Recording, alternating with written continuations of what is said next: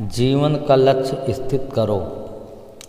जीवन को सफल बनाने के लिए सर्वप्रथम आवश्यक यह है कि हम अपने जीवन का एक लक्ष्य सोच समझकर स्थित कर लें और तदनुकूल मार्ग से अग्रसर हों। बिना लक्ष्य का कोई भी काम अधिक फलदायक अथवा प्रभावशाली नहीं हो सकता। इस प्रकार कार्य करने से परिश्रम और शक्ति का अपव्यय होता है, जिसके लिए बाद में पछताना पड़ता है। इसलिए बुद्धिमान मनुष्य को जीवन के आरंभ में ही अपना एक ऐसा लक्ष्य निर्धारित कर लेना चाहिए जिससे सांसारिक और परलौकिक कार्य सिद्ध हो सके।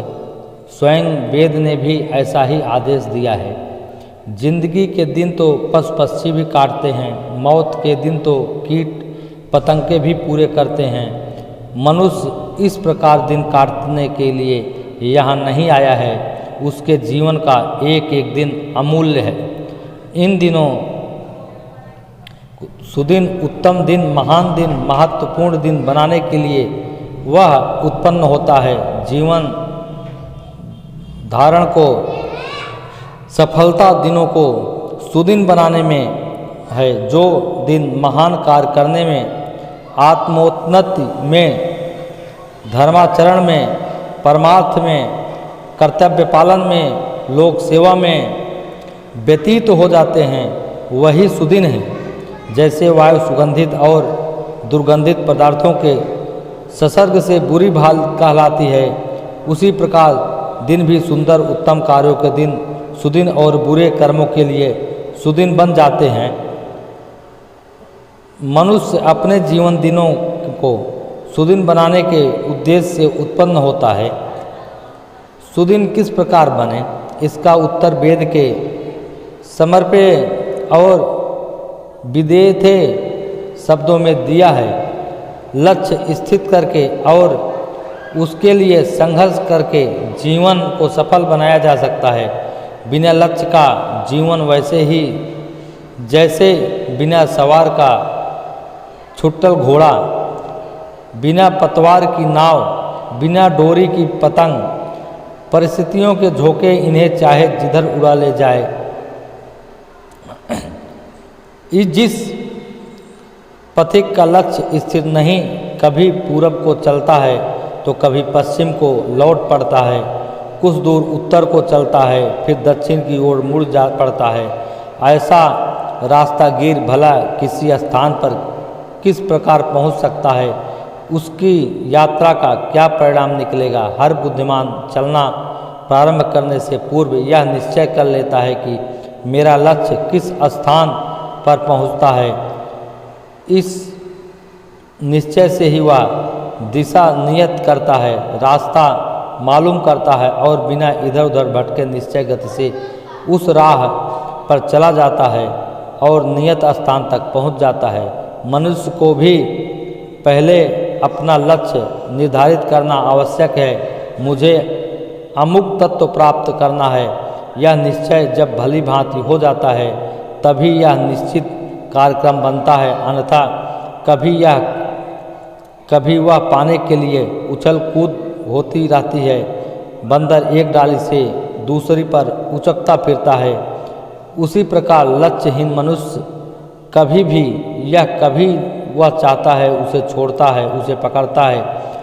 पर जिसने लक्ष्य स्थित कर लिया है वह बंदूक की गोली की तरह सनसनाता हुआ अपने निशाने पर जा पहुंचता है। उछलने कूदने वाले का जीवन दुर्दिनों में निष्फलता में व्यतीत होता है, पर लक्ष्य वाला अपने जीवन को सुदिन बना लेता है। लक्ष्य स्थिर करने में मनुष्य स्वतंत्र है।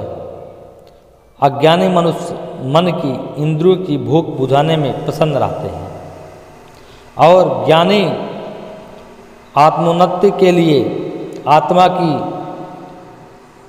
शुद्धा पूर्ति के लिए प्रयत्नशील रहते हैं।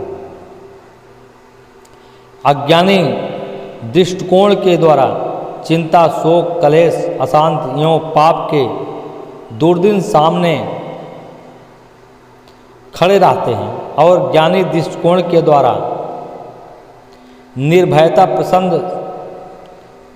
प्रसन्नता, शांति यह दो ही मार्ग हैं, एक प्रेय दूसरा श्रेय। एक प्रेय लगने वाला है, दूसरा कल्याण देने वाला है। हिरण्याकश्यप, रावण, कंस, दुर्योधन सरीखे प्रेम को लक्ष्य बनाते हैं। हरिश्चंद्र, शिवी, दधीच, मोरध्वज, प्रहलाद जीवन और मृत्यु, ध्रुव, ईसा, गांधी जैसे महापुरुष शिव को अपना लक्ष्य बनाते हैं। दोनों में से एक जो पसंद हो उसे मनुष्य चुन सकता है, पर वेद भगवान की उसी लक्ष्य को स्थित करने की सलाह देते हैं जिससे दिनों को सुदिन बनाया जा सके। ऐसा लक्ष्य श्रेय ही हो सकता है। श्रेय को अपनाने में ही कल्याण है, बुद्धिमानी है। किसी भी वस्तु प्राप्ति के लिए श्रम करना पड़ता है, संघर्ष करना पड़ता है। यदि नवजात बालक रोना चिल्लाना और हाथ पांव फेंकना छोड़ दे तो वह अपाहिज हो जाता है, उसका विकास रुक जाता है और शक्तियाँ विदा हो जाती है। पथिक दिन भर मार्ग से लड़ता है, एक के बाद दूसरा कदम लगातार उठाता धरता रहता है, तब कहीं आगे बढ़ पाता है। विद्यार्थी, बालार्थी, यशार्थी, स्वार्थी सभी को प्रयत्न, परिश्रम एवं संघर्ष करना पड़ता है। धरती का पेट चीरकर किसान अन्न उपजाता है, गहरा गड्ढा खोदने से पानी निकलता है, धातु को तपाकर कूटकर बर्तन आदि बनाते हैं। जीवन भी संघर्ष से गढ़ता है। जीवन विकास के लिए प्रयत्न और परिश्रम आवश्यक है। आत्म कल्याण के लक्ष्य को पूरा करने के लिए श्रम करना पड़ता है, कठिनाइयों से लड़ना पड़ता है। समुद्र मंथन से जैसे 14 रत्न मिले थे, श्रम द्वारा जीवन मंथन करने से भी भौतिक संपत्तियाँ एवं दैवी संपदाएँ उपलब्ध होती है। इन संपदाओं के द्वारा मनुष्य बहुत आगे बढ़ जाता है, सफलता का मार्ग बहुत आसान हो जाता है। लक्ष्य प्राप्ति के लिए यह संघर्ष किस प्रकार किया जाए, यह प्रश्न के उत्तर में श्रुति कहती है, पुनन्ति धीरा आपसो मनीषा। धीर पुरुष विवेक पूर्वक कर्मों को पूरा कर लेते हैं। साधारण कर्मों को पवित्र कर्म बना लेना यह धीर पुरुषों में विवेक का कौशल है। कोई भी कामना तो अपने आप में इच्छा है, न बुरा, उसे जिस भावना से किया जाता है उसी के अनुसार वह भला बुरा बन जाता है। पानी रंग रहित है, उसमें जैसा भी रंग डाल दिया जाए वह वैसे ही रंग का बन जाता है। उसी प्रकार समस्त कर्म भावना के अनुसार भले बुरे बनते हैं। कई बार सदुद्देश्य के लिए, विवेक पूर्वक सद्भावना के लिए हिंसा, चोरी, असत्य, छल, व्यभिचार तक बुरे नहीं ठहरते। भगवान कृष्ण के साथ तथा महापुरुषों के जीवन में इस प्रकार की घटनाएं मिल सकती हैं, जबकि अनुचित कहे जाने वाले कर्मों को अपनाया गया हो। इसी प्रकार अविवेक पूर्वक या बुरे उद्देश्य के लिए किए गए सत्कर्म भी बुरे हो जाते हैं। अताताई पर दया करना, हिंसक वधिक के पूछने पर पशु-पक्षियों का पता लगाने का सत्य बोलना, कुपात्रों को दान देना आदि कार्यों में उल्टा पाप लगता है। इसलिए कर्म के स्थल रूप पर अधिक ध्यान न देकर उसकी सूक्ष्म गति पर विचार करना चाहिए। दैनिक कार्य जिन्हें आमतौर से सब लोग किया करते हैं, यदि उन्हें ही सद्भावना से, उच्च विचार से किया जाए तो वही यज्ञ रूप हो सकते हैं। परिवार का भरण पोषण यदि इस भावना के साथ किया जाए कि भगवान ने इतने प्राणियों की सुरक्षा, उन्नति एवं व्यवस्था का भार मेरे ऊपर सौंपा है, इस ड्यूटी को सच्चे वफादार भक्त की तरह पूरी ईमानदारी से पूरा करूंगा। परिवार के किसी व्यक्ति को अपनी संपत्ति न समझूंगा, बदले की कोई आशा न रखूंगा, तो इसी उच्च भावना के कारण वह कुटुंब पालन उतना ही पूर्ण फलदायक बन जाता है जितना कि उतने ब्राह्मणों को नित्य भोजन कराना, उतने अनाथों का पालन पोषण करना, अपने निराश्रितों की सेवा करना, उतने अशिक्षितों को शिक्षित बनाना, चूँकि प्राणी भगवान की चलती फिरती प्रतिमा है, इसलिए इतने प्राणियों की सेवा व्यवस्था देव मंदिर में भगवान की पूजा करने से किसी प्रकार कम महत्व की नहीं होती। यही कुटुंब पालन यदि स्वार्थ की, मालिक की खुदगर्जी की, बदला प्राप्त होने की, अहंकार पोषण की भावना से होता है तो स्वार्थ साधन कहाँ जाएगा, और भावना की तुच्छता के कारण उसका फल भी वैसा ही होता है। व्यापार, कृषि, शिल्प, युद्ध, उपदेश आदि व्यासनों को यदि यह सोचकर किया जाए कि इन कार्यों में संसार की सुख शांति में वृद्धि हो, तात्विकता बढ़े, मेरे कार्य पर नारायण को प्रसन्न करने वाले और संतोष देने वाले हों, तो इन भावनाओं के कारण ही वह साधारण कार्य पूर्णमय यज्ञ रूप बन जाते हैं। केवल कल्पना करने या झूठ मूठ का मन समझा लेने या किन्हीं शब्दों को मन में ही मन दोहरा लेने की भावना नहीं कहते। सत्ता, संकल्प, पक्का दृष्टिकोण और अटूट विश्वास मिलकर भाव बनता है। उस भाव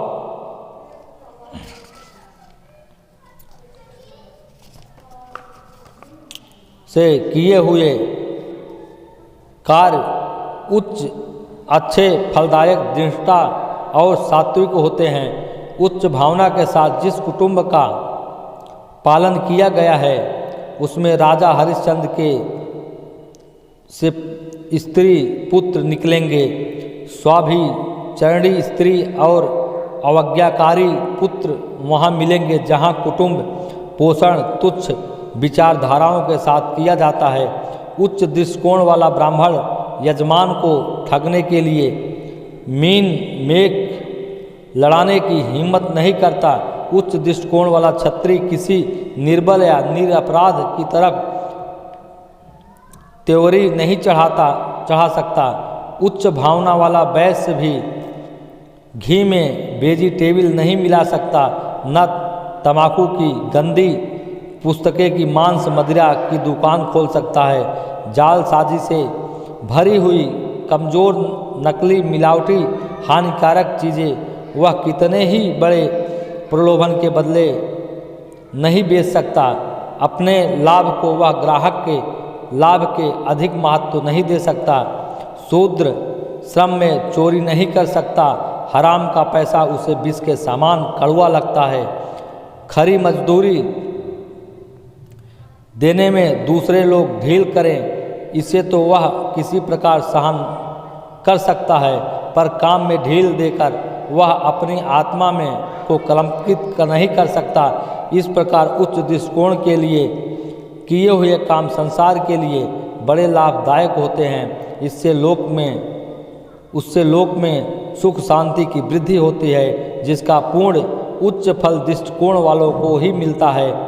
विचारों की उच्च बनाकर भावनाओं को परमार्थमयी रखकर धीर पुरुष विवेक द्वारा कर्मों को पवित्र कर लेते हैं। ऐसे पुरुष के विचार और कार्य का महान होते हैं, और कार्य तो महान होते ही हैं, साथ ही वह शुद्धि उत्तम बुद्धि वाले ब्रह्म परायण व्यक्ति वाणी को भी दिव्य कामना से ही उच्चारण करते हैं। वाणी से कड़ुआ वचन, असत्य वचन, घमंड भरा वचन से वह कदापि नहीं बोलते। जिस बात से विरोध, द्वेष, कलह, क्लेश, क्षोभ होता हो, पाप करने को उत्तेजना मिलती हो, निराशा उत्पन्न होती है, भय, श्रम या लोभ बढ़ता हो, ऐसे वचन वह नहीं बोलते। किसी को ऐसी सलाह वह नहीं देते जिससे उसे तुरंत तो कुछ क्षणिक लाभ तो हो जाए, पर अंत में दुख उठाना पड़े। शुद्धि लोग अपनी बाड़ी पर संयम रखते हैं, बेकार कतरनी सी जीभ चलाकर निष्प्रयोजन बकवास नहीं करते। भावना में जैसी शक्ति है वैसी ही शक्ति शब्द में भी है, इसलिए वह सोच समझ करके मुंह खोलते हैं, निंदा चुगली से दूर रहते हैं। उनकी वाणी में प्रेम, प्रोत्साहन, विनय, नम्रता, मधुरता, सरलता, सच्चाई एवं हित कामना भरी रहती है। मित्रों, आप लोग हमारे चैनल को ज़्यादा से ज़्यादा लाइक और सब्सक्राइब करें। धन्यवाद मित्रों।